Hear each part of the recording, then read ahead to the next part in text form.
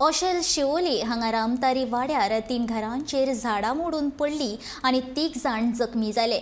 मंगळाराक सांजे 5 वरांचेर ही घडणूक जाली। माड पणस आनी आंब्याचें झाड बाबय सोडणकार, रवींद्र घाटवळ आनी प्रितेश सोडणकार हांच्या घरार पडली।